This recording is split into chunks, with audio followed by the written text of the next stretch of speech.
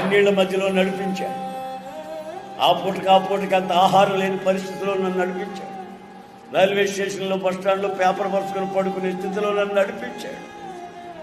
ఒంటి మీద బట్టలు ఉతుక్కొని కట్టుకొని ప్రార్థనకి మందిరానికి పోయేంత స్థితిలో ఆ నదిలో ఉతుక్కొని సబ్బు లేకపోతే అక్కడ ఉతుక్కున్న వాళ్ళందరూ పడేసి ఉంటారు ఇంత ముక్కలు. అవన్నీ తీసి ఎంత ముద్ద చేసి నా బట్టలు ఉతుక్కొని శుభ్రంగాను ఆరబెట్టి ధరించి అప్పుడు మీటింగ్లో పోయి వాక్యం చెప్పిన స్థితి నాకు తెలుసు. ఆయన నడిపించిన లోతైన మార్గం.